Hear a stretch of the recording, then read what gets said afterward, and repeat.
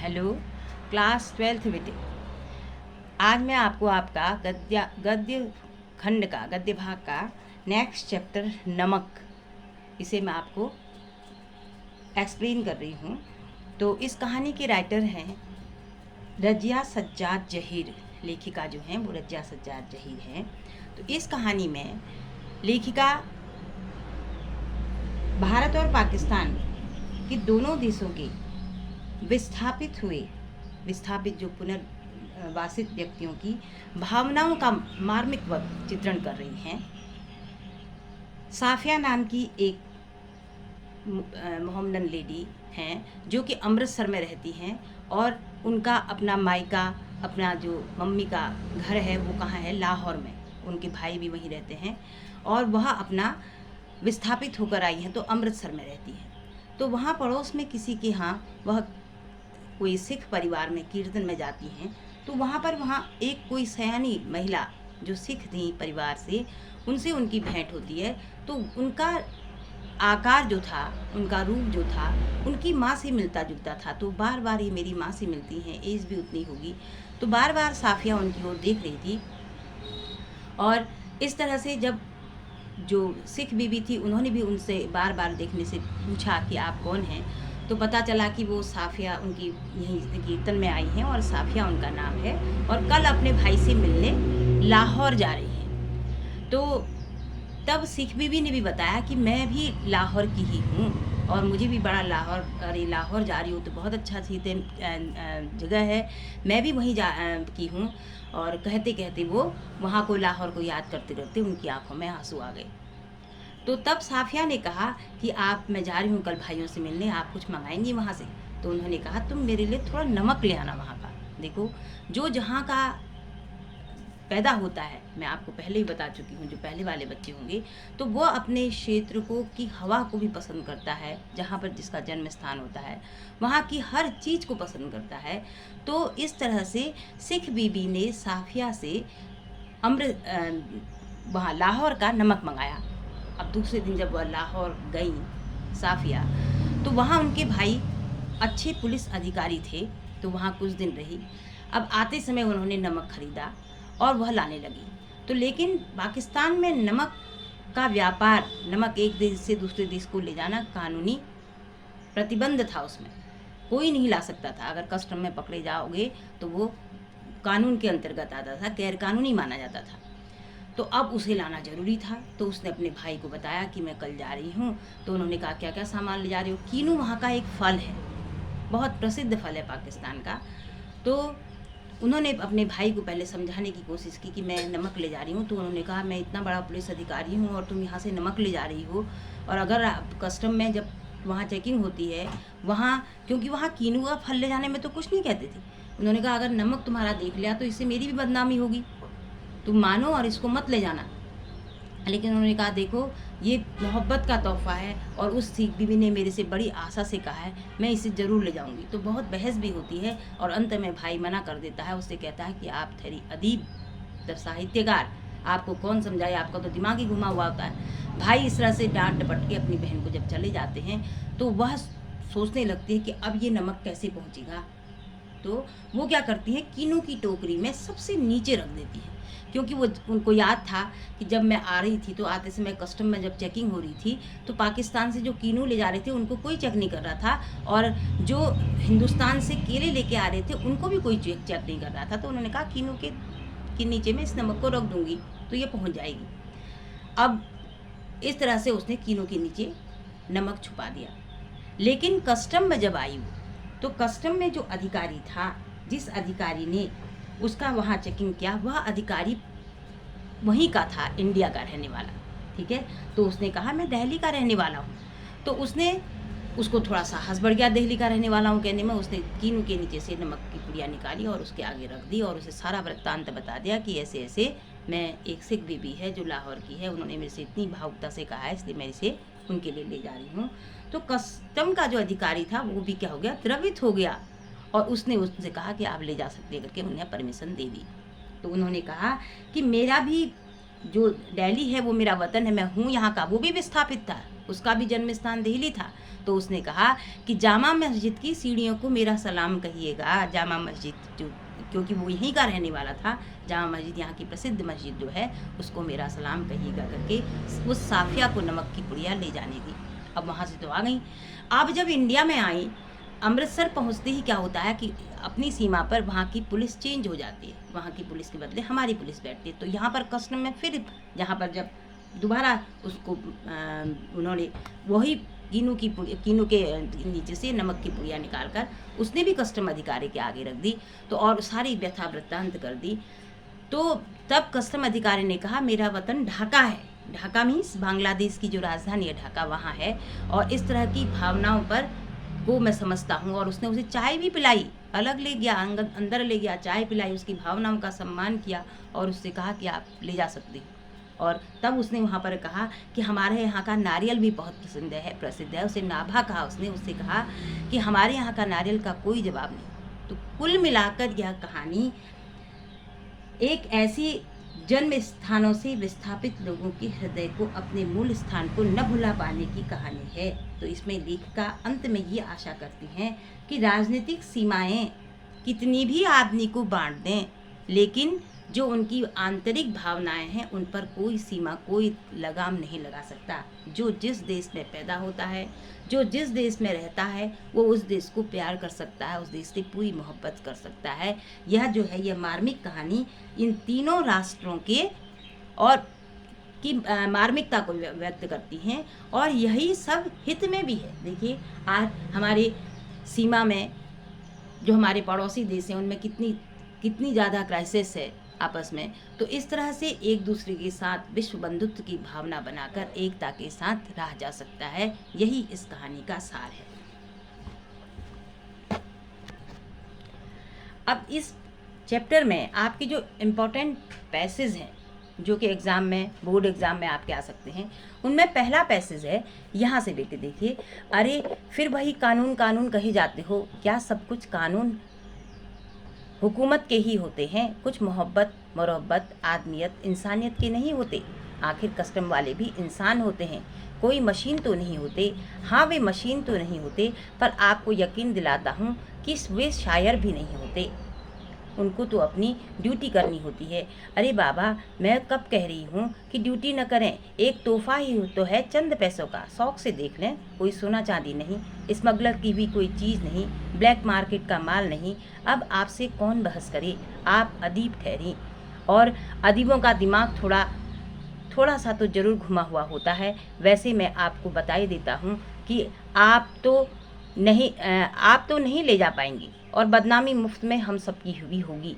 आखिर आप कस्टम वालों को जानते कितना हैं? उसने गुस्से से जवाब दिया, कस्टम वालों को जाने न जाने, हम इंसानों को थोड़ा ज़रूर जानते हैं। और रही दिमाग की बात, सो अगर सभी लोगों का दिमाग हम अदीबों की तरह घुमा हुआ होता तो दुनिया कुछ बेहतर ही हो जाती भैया।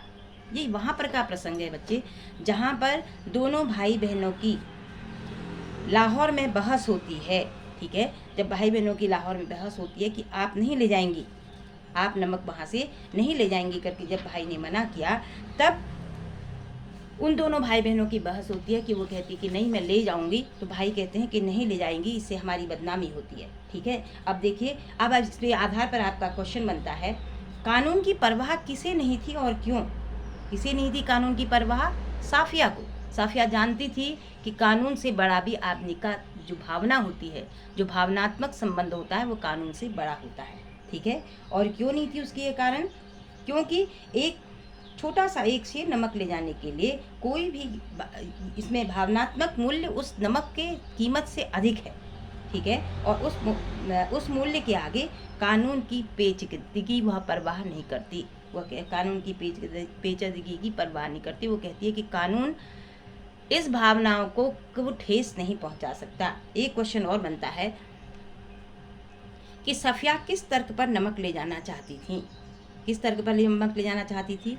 क्योंकि एक तो वह कहती थी कि इसका बाजार मूल्य कुछ नहीं है, ये एक तोहफा है, कोई चोरी की हुई चीज़ नहीं है, और दूसरा इंसानियत का भाव कानून से बढ़कर होता है। ये दो बातें उसके मन में जो थी वो घर बनाई हुई थी। इसके बाद एक क्वेश्चन और बनता है कि सफिया के भाई अपनी बहन को अदीब कहकर अदीबों पर क्या टिप्पणी करता है। अदीब मीन्स क्या होता है, साहित्यकार, ठीक है, शायर जो होते हैं, शेर व शायरी जो करते हैं उन्हें कहते हैं अदीब। तो अब वो उनके अदीब कहकर जो क्या टिप्पणी करते हैं उनके भाई कहते हैं कि आप तो साहित्यकार हैं, और साहित्यकार क्या होता है, उनका दिमाग थोड़ा घुमा हुआ जरूर होता है। कहने का मतलब है कि उनका भावनात्मक जोश में वो नियम कानूनों की परवाह नहीं करते, ठीक है। कहने का मतलब है साहित्यकार जो होता है वो अपने भावनात्मक जोश में कुछ भी लिख देता है और नियम कानूनों की परवाह नहीं करता, और आप भी यही हैं, ठीक। फिर उसके बाद एक क्वेश्चन और बनता है, सफिया इंसानियत पर विश्वास करती है। आप कैसे सिद्ध करेंगे इस बात को, कैसे सिद्ध करेंगे। सफिया को लगता है कि कस्टम अधिकारी एक तुच्छ चीज़ को ले जाने देंगे, कानून के विरुद्ध होते हुए भी उसे रोकेंगे नहीं, और ये अपनी भावपूर्ण मेरी इस चीज़ को ले जाने में मेरे को कस्टम अधिकारी नहीं रोकेंगे, इसका उसे पूरा विश्वास है, ठीक। अच्छा, उसके बाद एक क्वेश्चन और बन जाता है बच्चे आपका कि सफिया और उसके भाई की स्वभावगत विशेषताओं में क्या अंतर है। सफिया इंसानियत, कोमलता और भावुकता पर विश्वास करती है, और वह आदमी की उदारता और मानवीय भावनाओं को समझती है। लेकिन उनका भाई क्या है, क्योंकि वो अपने एक जिम्मेदार अफसर हैं, तो इसलिए वो क्या है, कठोर हैं, ठीक है, और इसलिए वो इसको समर्थन नहीं देते कि कस्टम अधिकारियों की रियायत से कोई अपेक्षा हो। इसको वो बिल्कुल भी, उनका जो कॉन्सिस है वो अलाउ नहीं करती है, ठीक। और वास्तव में क्या है, कठोर हैं, और सफिया जो है क्या है, मानवीय भावनाओं का सम्मान करने वाली है, ठीक है। एक तो ये बना बेटा, और दूसरा आपका यहाँ से अब तक सफिया का गुस्सा उतर चुका था, भावना के स्थान पर बुद्धि धीरे धीरे उस पर हावी हो रही थी। नमक की पुड़िया तो ले जाना चाहती थी, पर कैसे।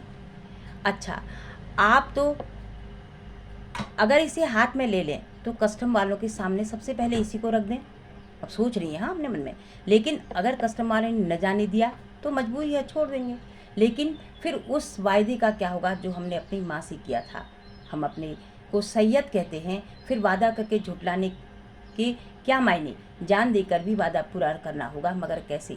अच्छा, इसे कीनों की टोकरी में सबसे नीचे रख लिया जाए तो इसे कीनों के ढेर में भला कौन इसे देखेगा। और अगर देख लिया, नहीं जी, फलों की टोकरियां तो आते वक्त किसी की भी नहीं देखी जा रही थी। उधर से केले, इधर से कीनू, सभी ला रहे थे, ले जा रहे थे। यह ठीक है, फिर देखा जाएगा।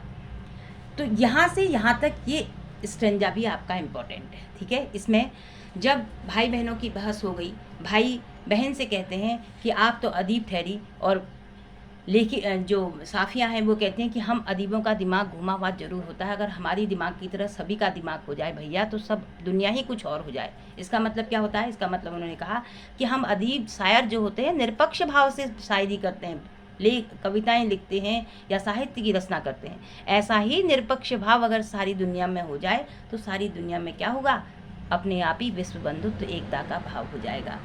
अब जब भाई चला गया वहाँ से, तो उसके बाद सफिया का भी गुस्सा शांत हो गया था। तो उसके बाद अब उसने सोचा कि मैं, अब पहले तो वो भावनात्मक सोच रही थी, अब उसने अपनी बुद्धि लगाने की जरूरत पड़ी। उसने अपना थोड़ा दिमाग का प्रयोग किया कि ले जाया कैसे जाए। तो वो फिर ये भी सोचती है कि अगर नहीं ले जाने दिया तो वो सोचती है कि चोरी से तो नहीं ले जाऊंगी, क्योंकि ये तोहफा है, इसे तो मैं दिखा के ले जाऊंगी। तो उसके बाद दिखा के ले जाऊंगी कहने में उसने कहा कि मैं कस्टम अधिकारी के ऊपर पहले उसे रखूँगी, आगे रखूँगी। उसने कहा अगर मना कर दिया तो, ये भी सोच रही है। अब उसके उधेड़ बुन में लगी हुई है। इस तरह से इस चैप्टर, इस लेसन में आपका जो क्वेश्चन बनता है वो ये है कि भावना के स्थान पर बुद्धि के हावी होने का क्या आशय है। क्या आशय है, इसका मतलब ये है कि अभी तक सफिया जो थी वो क्या थी, भावना से भरी हुई थी और अपने भाई से के साथ तर्क वितर्क कर रही थी। लेकिन वह सिख बीबी ने जो उनसे नमक मंगाया था उसकी भावनाओं से क्या थी, भरी हुई थी। लेकिन जब भाई ने आश्वासन नहीं दिया तो उन्होंने बुद्धि द्वारा सोचना प्रारंभ कर दिया कि अब यह नमक की पुड़िया मैं कैसे ले जा सकती हूँ। ये मतलब है बुद्धि की, भावना के स्थान पर बुद्धि का हावी होना, ठीक। एक क्वेश्चन और बनता है, सफिया के मन में क्या द्वंद्व चल रहा था। क्या द्वंद्व चल रहा था, सफिया के मन में अपनी सिख बीबी से किए गए वायदे का और नमक ले जाने कैसे ले जाया जाए, इस बात का द्वंद्व चल रहा था। और अंत में सफिया ने क्या निर्णय किया, सफ़िया ने एक क्वेश्चन और बनता है कि अंत में सफ़िया ने क्या निर्णय किया, तो आप कहोगे क्या निर्णय किया उसने अंत में निर्णय किया कि फलों की टोकरी कोई नहीं चेक कर रहा था, तो मैं भी कीनू की टोकरी के नीचे नमक की पुड़िया रख के ले जाऊंगी। और इस तरह उसने कीनू को टोकरी खाली करी, सबसे नीचे नमक रखा और उसके बीच में उसके ऊपर से कीनू रखते हुए नमक की पुड़िया को छिपा दिया। तो इस तरह के क्वेश्चन आपके ये इम्पोर्टेंट पैसेज के बनते हैं। ठीक हो गया बेटे। अब देखिए आपके जो अभ्यास के प्रश्न उत्तर हैं, इस बुक में जो अभ्यास के प्रश्न उत्तर हैं वो भी कैसे, सफ़िया के भाई ने नमक की पुड़िया ले जाने से फर्स्ट क्वेश्चन आपका बनता है क्यों मना किया उन्होंने। ये आता है, इंपॉर्टेंट क्वेश्चन है बोर्ड में, ठीक है। क्योंकि चाहे वो घूम के आए, किसी तरह से भी घुमा फिरा के आए, आंसर यही होगा बेटा। क्योंकि भारत में नमक की यद्यपि कोई कमी नहीं है, लेकिन पाकिस्तान से नमक ले जाने की ज़रूरत भी नहीं थी, ठीक है। क्यों नहीं था? क्योंकि पाकिस्तान में भारत को नमक ले जाना गैर कानूनी था, इसलिए, ठीक। और दूसरा क्या था कि अगर कस्टम अधिकारियों ने उनको सामान, जब नमक अगर देखेंगे तो उनके सामान को बिल्कुल अलग अलग फेंक देंगे, जो कि उसके भाई के लिए एक बहुत बड़ी शर्म की बात होगी, इसलिए उन्होंने साफिया के भाई ने नमक ले जाने से मना किया। ये इसका आंसर होगा, ठीक है। उसके बाद देखिए, और जो इम्पोर्टेंट क्वेश्चन आपका बनता है, तो वहाँ पर लाहौर अभी तक उनका वतन है, दिल्ली मेरा या मेरा वतन ढाका है जैसे उद्गार किस सामाजिक यथार्थ की ओर संकेत करते हैं, ठीक है।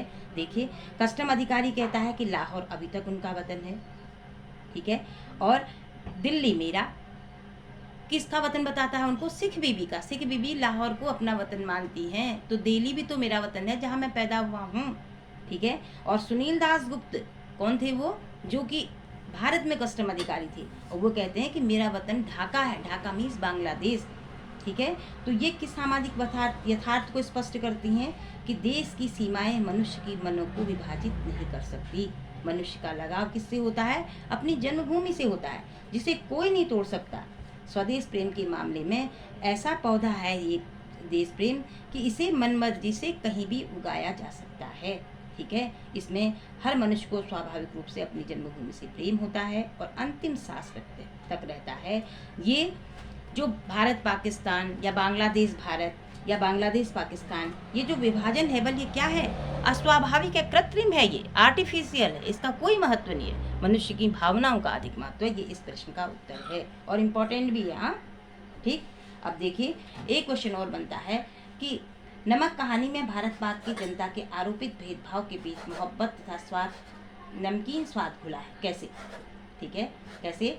भारत और पाकिस्तान अलग अलग देश हैं और साफिया के व्यवहार में भेदभाव स्पष्ट दिखाई देता है, और साफिया के भाई के मन में जो भेदभाव है वो स्पष्ट दिखाई दे रहा है। इस आरोपित भेदभाव के बाद भी सिख बीबी और सफिया और पाकिस्तानी कस्टम अधिकारी सुनील दास गुप्त और सफिया के व्यवहार में क्या है? स्नेह है, सम्मान है, ठीक है, एक दूसरे के प्रति भावनात्मक लगाव है। इससे यही स्पष्ट होता है कि देश की जनता के बीच किसका? मोहब्बत का नमकीन स्वाद है, ये मतलब है इसका, ठीक है। और यही स्वाद इस पूरी कहानी में घुला हुआ है, ठीक। अब एक जगह देखो, एक क्वेश्चन आपके बुक में एक और है, ऐसा क्यों कहा? क्या सब कानून हुकूमत के होते हैं? कुछ मोहब्बत आदमियत और इंसानियत के नहीं होते, ठीक है। साफिया ने अपने भाई के से कहा था ये कि प्रेम, संकोच, आदमियत, शालीनता ऐसी भाव हैं जिनके सम्मुख हुकूमत के कानूनों में ढील दी जानी चाहिए, क्योंकि एक शेर भर नमक ले जाना ब्लैक मार्केटिंग का काम नहीं है, ये एक हृदय से हृदय के प्रेम को व्यक्त करता है, ठीक। तो इस तरह से एक और क्वेश्चन आता है कि भावना के स्थान पर बुद्धि धीरे धीरे उस पर हावी हो रही थी। ये मैंने प्रश्न अभी आपको एक बार और बता दिया है, ठीक है, इसलिए अगेन रिपीट करना जरूरी नहीं है, ठीक बेटा। इस तरह से आपका यह भी चैप्टर कंप्लीट हुआ बेटे। आशा है आप लोगों को यह चैप्टर समझ में आ गया हो। अगर समझ में आ गया हो बेटे तो इसे लाइक करें, शेयर करें, सब्सक्राइब करें और खूब पढ़ाई करें घर में रहते, ठीक है। Thank you very much.